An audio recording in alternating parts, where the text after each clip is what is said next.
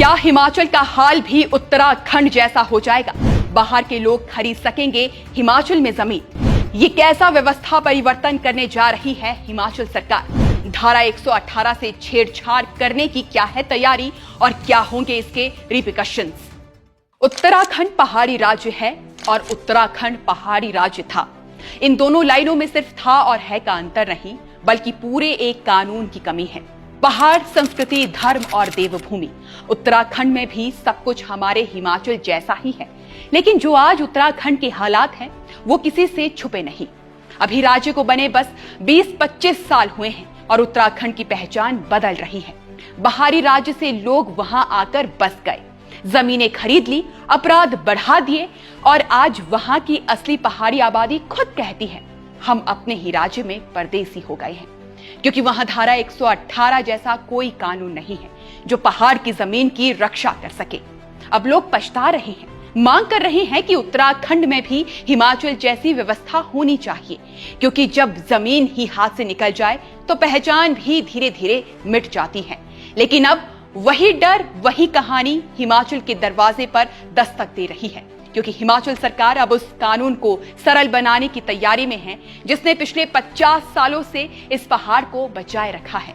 Tenancy and land reform act 1972 की धारा 118। नाम छोटा है लेकिन असर बहुत बड़ा।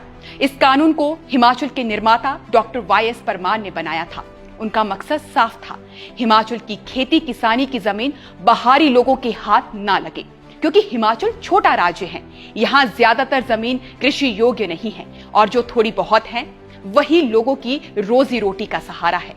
डॉक्टर परमार ने उस वक्त देखा था कि मैदानी इलाकों के बड़े बड़े व्यापारी और माफिया गरीब किसानों से उनकी जमीन सस्ते में खरीद लेते हैं, लोग मजबूरी में बेच देते हैं और फिर वहीं मजदूर बनकर रह जाते हैं। इसी खतरे को रोकने के लिए धारा 118 लाई गई। इस कानून के मुताबिक कोई भी गैर कृषक या गैर हिमाचली व्यक्ति, चाहे वो कितना भी अमीर क्यों ना हो, बिना सरकार की अनुमति हिमाचल में जमीन नहीं खरीद सकता। सिर्फ कुछ अपवाद रखे गए, जैसे कि विरासत में संपत्ति मिलना या छोटे स्तर पर घर बनाने की अनुमति।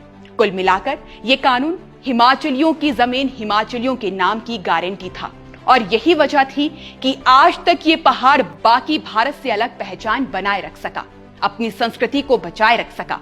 और जब दूसरे पहाड़ी राज्य टूरिज्म और इंडस्ट्रीज के नाम पर जमीनें गंवा बैठे, तब हिमाचल के गांव अब भी अपने मूल रूप में खड़े रहे। लेकिन अब समय बदल रहा है और सरकार की सोच भी। मुख्यमंत्री सुखविंदर सिंह सुक्खू की सरकार कह रही है कि हमें इस कानून को सरल बनाना है। राजस्व विभाग ने इसके लिए पहले ही कैबिनेट के सामने प्रस्तुति दे दी है। मुख्यमंत्री ने एक स्पेशल टीम बना दी है जो ईज ऑफ डूइंग बिजनेस के तहत इस धारा को कारोबार और निवेश के अनुकूल बनाएगी। भारत सरकार भी राज्यों से कह चुकी है कि ऐसे कानून को आसान बनाया जाए ताकि निवेश बढ़े। नाबार्ड और सहकारी बैंकों ने भी कहा है कि 118 के चलते वे खेती बाड़ी और बागवानी के लिए फंडिंग नहीं कर पा रहे हैं। मतलब अब जो बातें पहले केवल इंडस्ट्रीज कहती थी, वही तर्क सरकार भी देने लगी है। सरकार की मंशा कहती है कि हम सिर्फ हिमाचलियों के लिए नियम आसान करेंगे, लेकिन यही सवाल उठता है, क्या सच में सिर्फ हिमाचलियों के लिए या फिर बाहर वालों के लिए रास्ता खोला जा रहा है?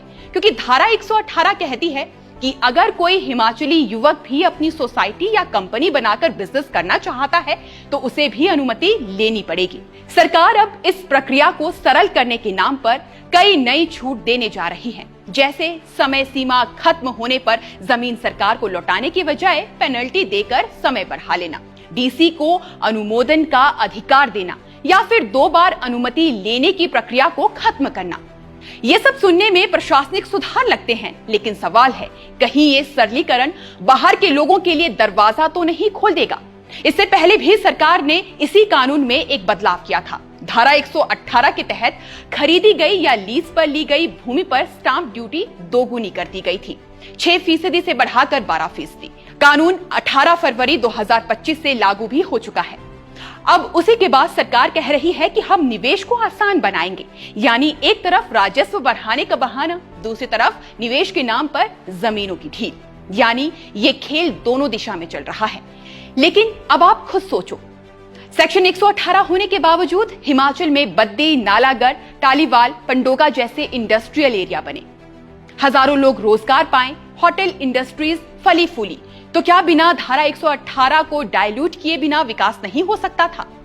आज जिस कानून को रुकावट बताया जा रहा है, वही तो वो दीवार है जिसने हिमाचल को लैंड माफिया से बचाए रखा। यही वो कानून है जिसकी वजह से आज भी यहाँ की जमीन 95% हिमाचलियों के नाम पर है। अगर इसे कमजोर किया गया तो पहाड़ का भूगोल ही नहीं, इसका समाजशास्त्र भी बदल जाएगा।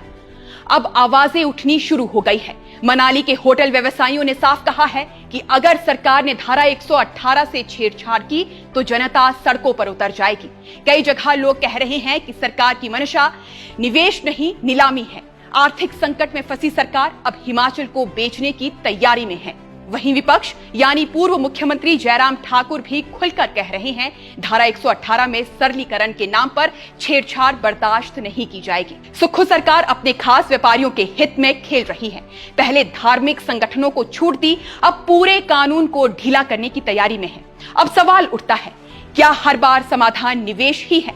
क्या पहाड़ की पहचान, पर्यावरण, संस्कृति और डेमोग्राफी की कीमत पर ईज ऑफ डूइंग बिजनेस जरूरी है?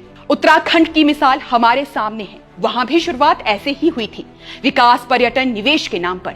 आज वही लोग रो रहे हैं कि बाहर के लोग उनकी जमीन, उनकी संस्कृति, उनका वोट बैंक तक बदल गए हैं।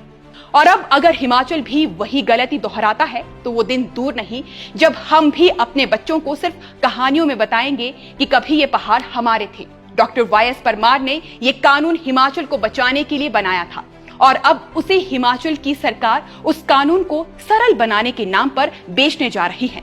इसलिए आज कानून को नहीं, हिमाचल की आत्मा को संभालना जरूरी है। अगर आप भी मानते हैं कि हिमाचल की पहचान सिर्फ उसकी जमीन से है तो इस आवाज को लाइक करें, शेयर करें और न्यूज फॉर हिमालयन को सब्सक्राइब करें, क्योंकि सच बोलना अब पहले से कहीं ज्यादा जरूरी हो गया है। अभी फिलहाल के लिए बस इतना ही। नमस्कार।